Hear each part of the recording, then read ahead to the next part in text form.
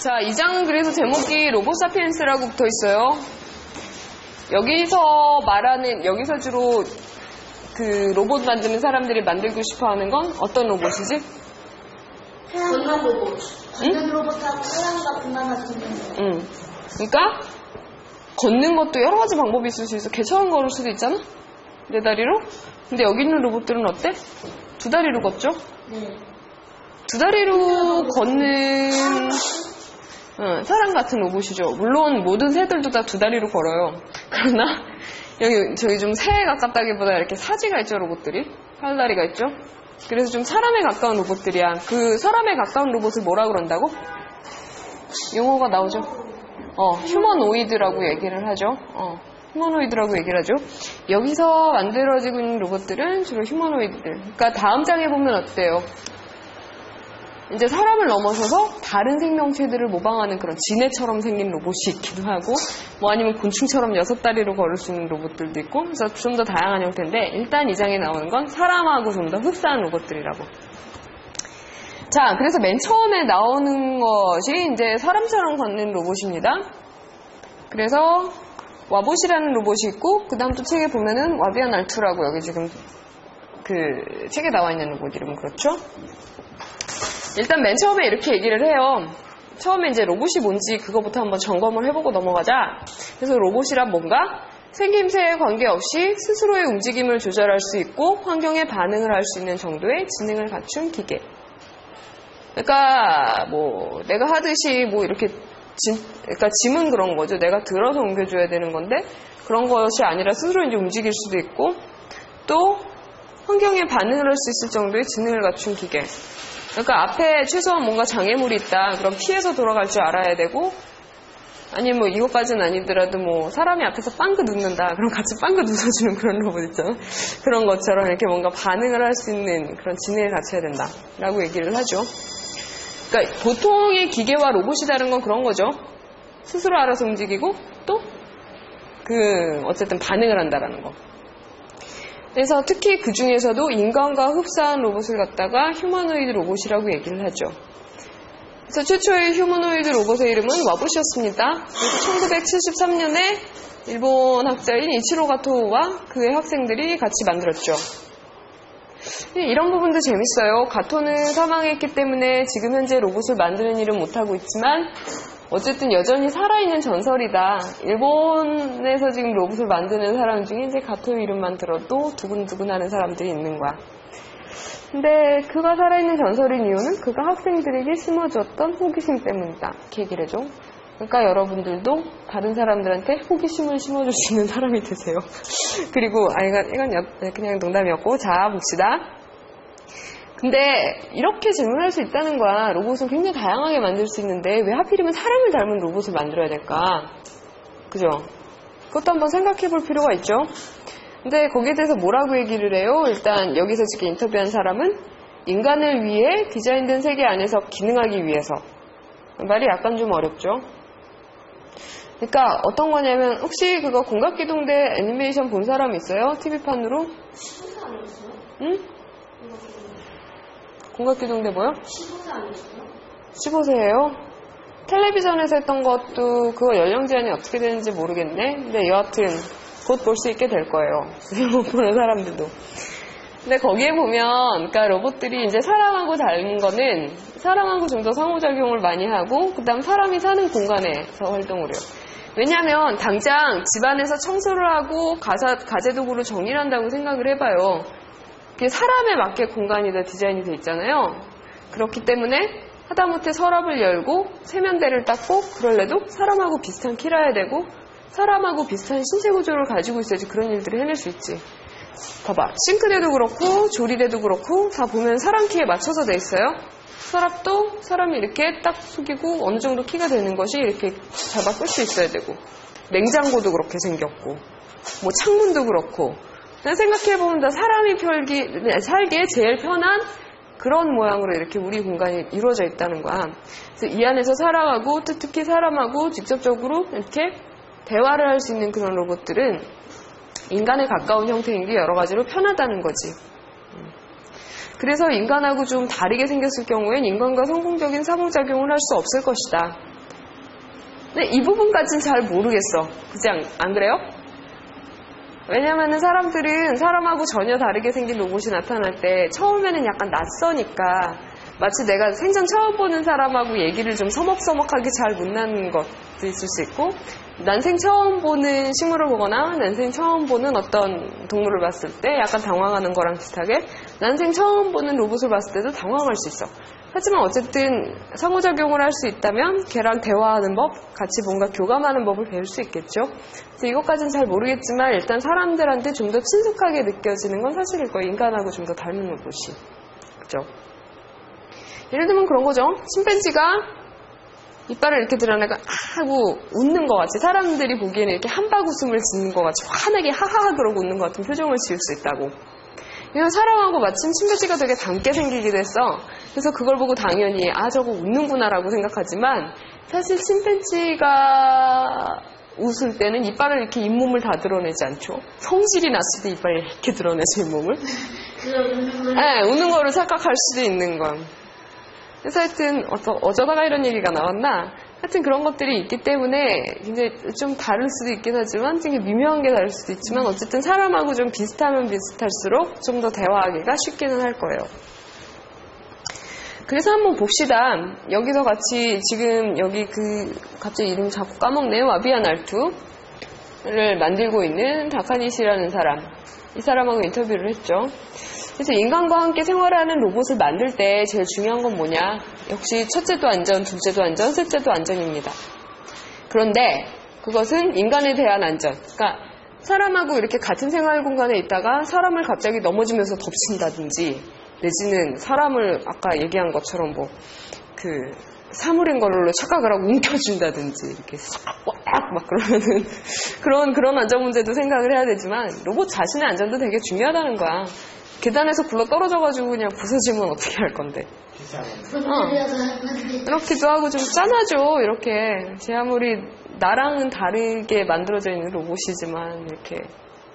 그래서 로봇이 굉장히 계속 뭔가 다르다, 유기체하고 다르다라고 생각하는 것도 좀 문제 있는 것 같아. 왜냐하면 여러분들도 그렇잖아요. 자기가 굉장히 오랫동안 사용하고 좋아하는 물건이 많이 망가졌다, 슬퍼한다고요. 그거랑 비슷하게 로봇도 당연히 그럴 수 있는 거예요. 게다가 사람이랑 상호작용을 할 수 있으면 더 하겠죠.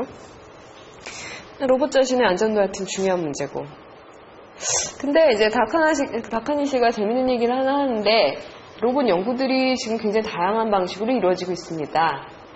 근데 앞으로 만약에 로봇을 연구한다고 할 때 좀 피해야 될 함정 같은 게 있을까요? 그랬더니 어떤 사람들은 생물학적인 방식으로 로봇을 만들어야 된다고 생각을 합니다. 그러니까 유기체하고 섞어야 된다는 거죠. 예를 들면. 실제로 그런 사이보그들을 많이 만들고 있죠. G 뉴런을 이용해가지고 날리는 시뮬레이션을, 비행기 날리는 시뮬레이션을 한다든가, 그렇게. 어쨌든 우리가 컴퓨터 칩을 갖다가, 그러니까 포유류가 가진 뇌처럼 어떤 그런 작은 크기로, 게다가 고도의 연산 능력을 가진 형태로 만들 수는 없으니까, 그런 것들을 이용하기도 하고, 이렇게 심지어는 진화 가능하다는 건 뭐야? 돌연변이가 가능한 그런 형태로 만들기도 하는데, 이게 굉장히 위험해 보인다는 거야. 왜냐면은 생명공학 자체도 역사가 너무 짧아서 어떤 문제가 생길지 아직 충분히 검증이 되지 않았어. 그래서 그런 식으로 생명체라고 하면은 가장 큰 특성 중에 하나 그거죠. 진화할 수 있다, 내지는 상대적인 어떤 독립성을 갖는다. 근데 그런 능력들을 다 갖춰버리게 되면은 어떤 식으로 될지 알 수가 없는 거예요. 통제를 할 수 없게 되는 거죠. 그렇기 때문에 너무 큰 자율성을 주면은 좀 곤란할 수도 있다는 거죠. 그래서 그것보다는 차라리 통제 가능한 어떤 기계적인 방식으로 만드는 게 좋다고 생각한다, 이렇게 얘기를 했어요. 그 다음에 또 재밌는 게 많죠. 100만 달러짜리 다리, 이런 제목이 달려있는데, 혼다 자동차 회사죠. 여기서 P3라는 로봇을 만들었죠. 이것도 참 재밌어요. 보면은 뭐라고 얘기를 해요? 한동안 정말 비밀리에 연구를 하는지 안 하는지도 모르게 완전히 극비로 이렇게 연구를 진행하다가 1996년에 뻥 하고 세상에 빛을 보게 했단 말이야. 근데 혼다는 일단 걷는데 굉장히 충실한 로봇이에요. 그죠? 혼다 P3에 대해서 얘기하는 다른 로봇공학자들이 많죠? 뒤에 보면 인터뷰하면서 계속 나오잖아요. 근데 보통의 로봇은 주어진 환경에서 그러니까 환경을 어떻게 학습을 해서 걸어갈 것인가를 그러니까 좀 고려해서 만들고 싶어 하는 사람들도 있는데, 그것보다 혼다 P3는 어때? 이미 어떤 경로로 가라라고 프로그램을 따다다다다 입력을 해주는 거야. 그럼 거기에만 맞춰서 가. 그래서 중간에 멈출 수도 없어. 그냥 가던 길은 끝까지 가야 돼.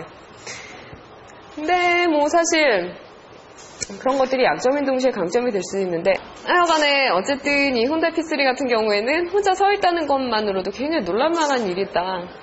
근육이 264개가 있어야 되고 계속 끊임없이 다리에 이렇게 긴장감을 줘야 되거든. 힘이 풀리면 어떻게 돼요? 무릎이 꺾이면서 발목도 꺾이고 고관절도 꺾이면서 이렇게 넘어지죠. 근데 어쨌든 걸을 수도 있는데 걷지 않을 때 이렇게 서 있게 하는 것도 쉽진 않단 말이야. 삐그덕삐그덕 할 거니까.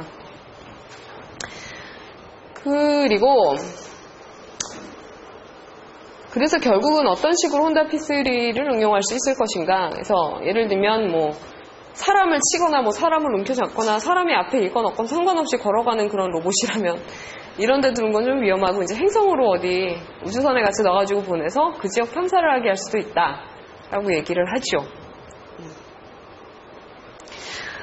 자, 모르겠어요. 그래서 어떤 사람들은 그 혼다 P3가 개발이 시작됐던 그 시점에서는 가장 나은 연구 방식이었다, 내지는 개발 방식이었다. 하지만 지금 얘기하기는 또 좀 다를 수도 있다. 왜냐하면 이미 혼다 P3는 그 자체로 굉장히 훌륭한 로봇이야. 아주 기계적인데 충실하게 만들어진 그런 로봇. 그러니까 인지적인 능력은 좀 떨어진다고 얘기를 하죠. 인지적인 능력이라는 게 뭐예요? 주변에서 닥쳐오는 어떤 사건들을 정보로 파악을 하고 거기에 대해서 적절히 대꾸할 수 있는, 내지는 대처할 수 있는 그런 능력이 인지 능력인 거죠. 그런 부분은 좀 약하다는 거야. 자, 그래서 이거를 연구하고 있는 히로세라는 사람이 뭐라고 얘기를 하나 한번 봅시다.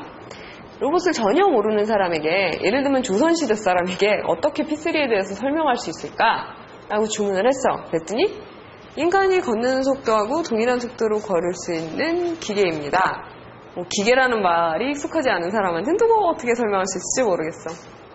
그리고 쇼핑 보조 정도는 할 수 있을 것 같다라고 얘기를 하죠.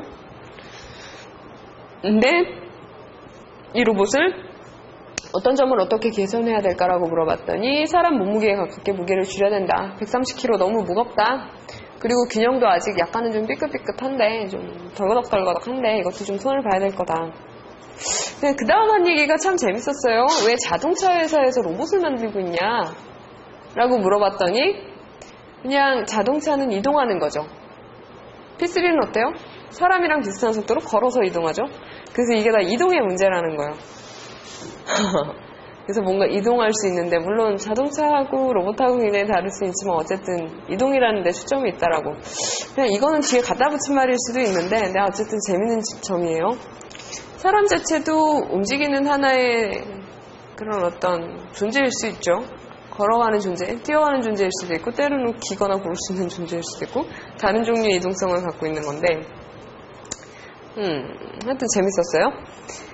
그리고 또 P3의 지능은 어느 정도 수준입니까? 어떤 사람들은 뭐라 그래? 한 6살 정도 되는 지능, 6살짜리 아이 정도 되는 지능의 로봇을 만드는 게 목표다라고 얘기를 하는데, P3는 걷기는 굉장히 잘한단 말이야. 입력된 프로그램대로 잘 움직일 수 있어. 근데 얼마나 똑똑하냐 이거죠?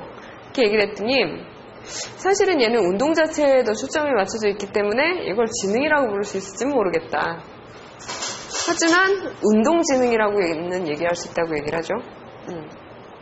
운동지능이라는 게 뭐예요? 지능이 우리가 생각하는 것처럼 뭐 복잡한 수학 계산을 한다든지, 아니면 사람들이 뭐라고 얘기를 했을 때 뭐 그걸 암기를 한다든지, 아니면 다른 사람들이 뭔가 하여튼 복잡한, 친구가 삐졌다 그러면 이걸 얼마만큼 잘 친구 삐진 걸 풀어줄 수 있을 것인가, 이런 것도 사회적 지능이라고 보통 얘기를 하죠. 이런 것들을 보통 지능이라고 하는 건데, 사실 지능이라는 거를 꼭 그런데 한정 지어서 생각할 필요는 없다는 거야. 걷는 것도, 잘 걸어가는 것도 하나의 지능일 수 있다는 거죠. 그래서 이런 거, 일종의 운동지능을 가졌다고도 얘기할 수 있습니다. 이렇게 얘기를 하죠. 그 다음 얘기는 또 더 재밌어요. 왜 이름을 다른 애들처럼 좀 이쁘고 친밀감 있는 이름을 사용하는 게 아니라 왜 P3 이렇게 딱 줘버렸냐? 그랬더니 개인적으로 로봇이 어떤 의지를 가진다거나 이름과 연관된 인격 같은 것을 가진다는 생각을 싫어하기 때문입니다. 나에게 로봇은 기계일 뿐입니다. 그것은 대상일 뿐이고 아직 연구개발 과정 중에 있습니다. 그러니까 나랑 같은 어떤 인격체라든가 같지는 않더라도 하여튼 인격체라는 생각 자체를 별로 이렇게 갖고 싶지 않은 거죠. 그냥 대상으로 다루고 싶고 하나의 생각할 줄 모르고 느낄 줄 모르는 기계처럼 다루고 싶다. 근데 비교적 거기에 좀 충실하게 만들긴 했어요. 얘가 잘할 수 있는 거는 잘 걸어간다, 이거 하나니까. 근데 잘 걸어가기 위해서 뭔가 굉장히 복잡한 감각 능력을 가지게 된다. 그런데도 여전히 기계를 대한다. 그러면 약간 좀 문제가 있을 수도 있지.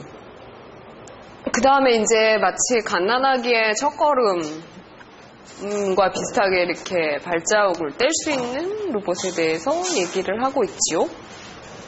자, 여러분들 이렇게 들으면서 거기에 해당되는 부분들 그림도 다시 한번 이렇게 샥 봐요. 응?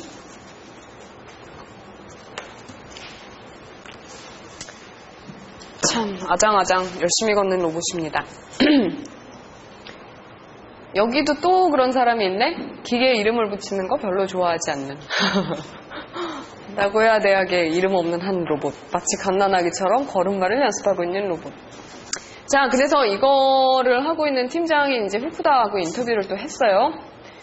자, 로봇 연구는 어떤 방향으로 나아가게 될 것입니까? 얘기를 했더니 외계를 탐사하거나 사람을 돌보는 임무 등 좀 아주 고차원적인 그런 임무를 할 수 있는 더 자율적이면서 지능적인 로봇을 연구하게 될 거고, 또 이 로봇들은 그걸 잘하기 위해서 새로운 센서하고 작동기를 몸 안에 이렇게 가지고 있어야 되는데 그런 것들에 대한 연구가 또 한편으로 있을 것이고, 또 사람한테 더 친숙한 인터페이스 좀 말이 어렵지? 그러니까 상호작용하면은 뭐 예를 들면 사람은 얼굴이라는 인터페이스를 가지고 있는 거야. 강아지도 강아지 얼굴이라는 인터페이스를 가지고 있죠. 뭐 그런 것들. 아니면은 컴퓨터하고 우리가 소통하기 위해서 어떤 인터페이스를 가지고 있습니까? 모니터라든가 아니면 키보드 같은 거, 이런 걸 다 인터페이스라고 얘기를 하는 거죠. 근데 사람한테 더 편하고 친숙한 그런 인터페이스를 가지고 있어야 된다. 그러니까 뭐 예를 들어서 그런 거죠. 핸드폰 어때요? 핸드폰 전화번호 찾을 때 이렇게 자판 띡띡띡띡 입력을 해가지고 누구 전화번호를 찾을 수도 있지만 우리 집 그러면 딱 집으로 연결이 되는 것처럼 그 음성인식이라는 인터페이스를 가지고 있는 거죠. 사람하고 좀 더 이렇게 소통하기 편한 그런 인터페이스를 개발하게 될 것이다. 그런 얘기도 하죠. 그리고 보통 이제 로봇들을 많이 개발을 하고 있는데 그 중에 보면은 오락용 로봇에 대해서 사람들이 참 얘기를 많이 합니다. 여기에 대해서 어떻게 생각을 합니까? 근데 그렇잖아. 보면은 가만히 앉아 있기만 하는 어떤 그런 장난감보다는 강아지처럼 꼬리를 살래살래 흔들고 내가 좀 야단치면은 막 이렇게 좀 미안한 척이라도 하고 그다음 배가 고프면 와가지고 뭐 이렇게 뭐 그냥 밥 줘요 그러고 막 이렇게 하기도 하고 그런 로봇들을 좋아할 거라는 거지. 그래서 뭔가 즐거움을 위해서 로봇과 같이 살게 된다면 그 로봇들은 굉장히 변화무쌍해야 된다는 거야. 친구들도 그렇죠. 내가 무슨 얘기를 하든 그냥 반응을 보이지 않고 그냥 많이 있는 친구보다는 뭔가 야 우리 오늘은 이것도 하자 그래서 막 이렇게 카드 같은 거 가져와가지고 뭐 그 저기 뭐냐 보드게임 같은 걸 가져오는 친구라든지 아니면은 뭐 그냥 재밌는 얘기 하나 시작을 하면 나는 그런 일도 있었는데 그리고 막 재밌는 얘기를 들려주는 친구들도 좋아하죠. 그런 거랑 비슷하게. 또 미래의 로봇에 대해서 어떻게 생각하느냐? 라고 물어봤더니 이렇게 예측을 했어요. 20년 후에는 개인용 로봇을 가정에서 사용하게 될 거고 50년 후에는 로봇 네트워크 시스템이 전 세계에 퍼져 있을 것이다. 우리가 지금 인터넷을 사용하는 거랑 비슷하게 전 세계 곳곳에서 로봇들이 활약을 할 거라는 거지. 모르겠어요. 이 책이 지금 쓰여진 걸 보니까 2000년이었어요. 2000년? 지금 10년이 좀 안 됐죠. 근데 여하간에 20년 후면은 이제 한 10 올해가 몇 년이죠? 13년 남았죠? 그 동안에 될지 모르겠죠. 근데 빨리 발전한다고 하긴 하던데, 엄마 아빠가. 6개월이면요, 로봇공학이 많이 발달이 조금씩 돼가지고요, 만약에 로봇공학자가 6개월 신장하다 그러면요, 완전 템파일에 있어서 아마 그 일을 못하게 될 거라고 그러신다고. 그렇죠. 계속 공부를 해야 되고 보통 IT라고 얘기하는 것들 있잖아요. 그러니까 뭐 하여튼 이런 컴퓨터 정보 처리 이런 데 관련된 일들 하는 사람들은 좀 그러니까 5, 60대 되기까지 일을 계속하지는 못한다고들 하죠. 왜냐면 기술이 너무나 빨리 발전하고 학습 능력이라는 것도 사람이 살아가다 보면은 좀 젊을 때 아무래도 뛰어나고 그런 걸 빨리 받아들일 수 있으니까. 뭐 컴퓨터의 연산 능력은 뭐 매해 2배씩 빨라진다고 합니다. 뭐 기하급수적이죠. 이렇게 슉. 처음엔 2배가 됐어도 그 다음엔 4배가 되는 거, 그 다음엔 8배, 뭐 16배 이렇게 엄청나게 늘어나니까. 자, 그 다음에는 이제 서 있는 로봇. 아, 여기는 좀 귀여운 이름이 있어. 오사카 대학에 있는 로봇인데 이름이 스투르트. 뭐냐? 얘의 목표는 2발로 서 있는 것이지. 그리고 당당하게 걷기를 바란다는 차원에서 그런 뜻을 지닌 어떤 영어 단어인 스투르트라고 이름을 지었다. 여기는 로봇하고 훨씬 사람들이 친한 것 같아. 그래서 보니까 로봇에 촬영하려고 그러는데 이렇게 붙어있던 마스코트를 뗐다 그러죠. 뭔가 인형 비슷한 게 뭐 핸드폰 줄 장식고리 비슷하게 이렇게 뭐가 걸려 있었는데 이게 뭔가요? 라고 얘기를 했더니 그냥 뭐 마스코트라고 아주 수줍게 얘기를 하면서 뗐다. 그러니까 뭐 그런 거랑 비슷한 거지. 뭐 나 조카가 있으면은 뭐 아니면은 친구가 있으면은 가끔 뭐 예쁜 머리핀 채워주고 싶어하고 친구한테 막 우정의 팔찌를 엮어서 선물을 해주는 거랑 비슷하게 로봇한테 귀여운 이렇게 장식 인형 달아주고. 자, 그래서 여기서 이제 책임자인 후루쇼라는 사람하고 인터뷰를 했습니다. 그래서 왜 하필이면 휴머노이드를 만들고 싶어요? 그런 거 물어봤더니 재밌잖아요. 라고 대답을 했고, 사람이랑 닮은 로봇을 만드는 것 자체가 되게 굉장히 재밌고 신나는 일이라는 거야. 그치? 그래서 그렇게 로봇 만들면은 나중에 어떻게 쓸 건데요? 그랬더니 마비 상태의 환자들을 보살피는 로봇을 만들 거다라고 얘기를 했어요. 언제쯤이면 이거 만들 수 있을 것 같아요? 아마 나 죽고 나서 한참 밤에 될 것 같아요 라고 얘기를 했죠. 50년 후에도 불가능할 거다. 그때 나는 아마도 죽고 없겠지만 그때도 아마 힘들 것 같다. 그래서 인간에 버금가는 로봇을 만들기란 굉장히 거대한 도전입니다 라고 얘기를 했습니다. 이런 책에 보면 중간중간에 인터뷰 내용들이 굉장히 실감이 나죠. 아주 구체적인 단어 하나하나 같은 데서 그 사람의 성격이 어떤지, 어떤 성격의 로봇학자가 이런 로봇을 만들고 있는지 그런 것들이 잘 보이죠. 그래서 그런 것도 한번 좀 신경을 쓰면서 책을 읽어보세요.